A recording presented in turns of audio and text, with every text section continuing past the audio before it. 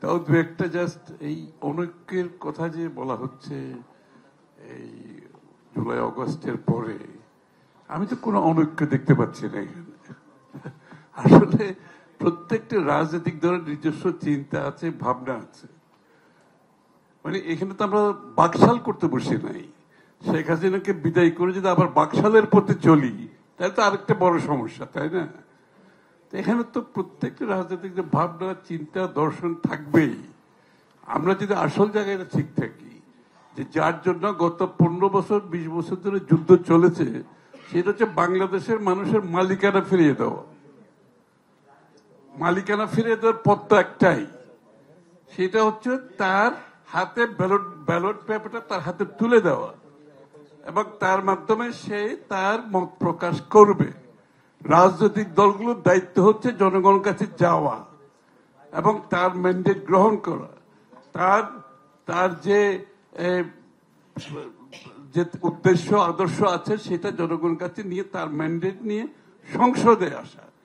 সুতরাং সেই জায়গায় আমরা তো না গিয়ে আমরা খালি অনৈক্যের কথাই বলছি। আমি তো কোনো ঐক্যের একমাত্র পথ হচ্ছে গণতন্ত্র, ডেমোক্রেটিক প্রসেস। ডেমোক্রেটিক প্রসেস হচ্ছে কারেকশন প্রসেস, ডেমোক্রেটিক প্রসেস হচ্ছে filtration process. There is no other way. আমরা সারাদিন যদি আমরা 20 জন ওয়াইজ ম্যান মনে করি বাংলাদেশের সব সমস্যা আমরা সমাধান করতে বসে গেছি, আই এম সরি, এই দায়িত্ব বাংলাদেশের মানুষ কাউকে দেয় নাই। আপনাকে জনগণের কাছে আপনার ম্যান্ডেট নিয়ে আসেন, সংসদে আসেন, কথা বলেন, আলোচনা করেন, ডিবেট হোক, সংসদে পাশ হবে। এবং নিরাপত্তার বিষয়টা কিন্তু এই জন্য অত্যন্ত গুরুত্বপূর্ণ। প্রথমে একটি গণতান্ত্রিক দেশ গড়তে হবে, জনগণের মালিকানা নিশ্চিত করতে হবে, এবং গণতন্ত্রের দেশ হলে জনগণ যখন তার ম্যান্ডেট দেবে, সেটাকে নিয়ে আপনি দেশের নিরাপত্তার বিষয়টা সংসদে আলোচনা করতে পারবেন। এই যে অনেক কিছু কথা বলেছে, এই বিষয়গুলো তো সংসদে আলোচনা হতে পারে এবং সংসদে আলোচনার মাধ্যমে সমাধান হতে পারে। কিন্তু আমরা ইলেকশনে যাব না, ইলেকশনে যাওয়ার আগে সব সমস্যার সমাধান করে তারপরে আমরা নির্বাচনে যাব। It's a day dreaming, it's a pipe dream. এটা হতে পারে না কোনোদিন।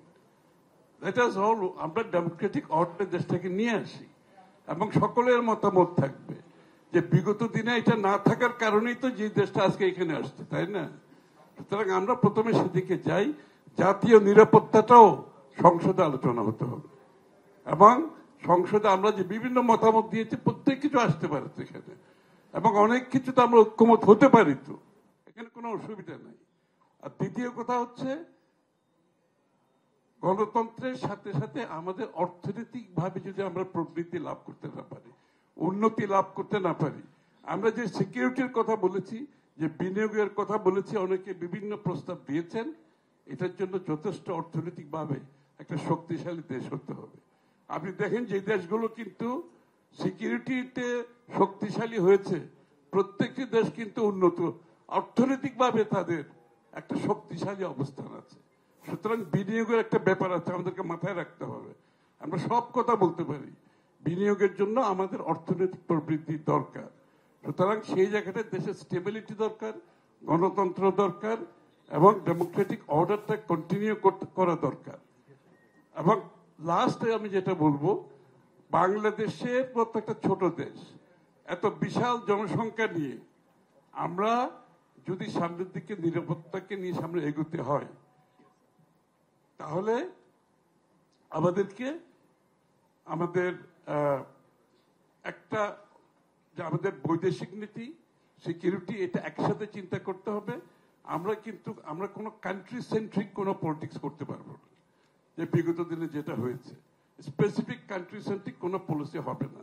We must go for মাল্টিল্যাটারালিজম। এবং বাংলাদেশের একমাত্র পথ হচ্ছে আমাদের অর্থনৈতিক উন্নয়ন, গণতন্ত্র সুরক্ষা এবং নিরাপত্তা নিশ্চিত করতে হলে উই মাস্ট গো ফর মাল্টিল্যাটারালিজম। এবং যেই দেশের সাথে সম্পর্ক যতটুকু বাংলাদেশের স্বার্থ সংরক্ষণ করবে, সেটা নিরাপত্তা বলুন, অর্থনৈতিক বলেন, পলিটিক্যাল বলেন,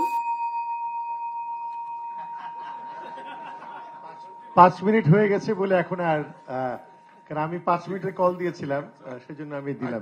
ধন্যবাদ। তাহলে আমাদেরকে ওই পলিসিগত ভাবে সবার সাথে সম্পর্ক ভালো রাখতে হবে, যতটুকু বাংলাদেশের জনগণের স্বার্থে, দেশের স্বার্থে সম্পর্ক থ্রু মাল্টিলেটারালিজম। ওই যে কোনো কান্ট্রি সেন্ট্রিক কিছু করা যাবে না। Thank you.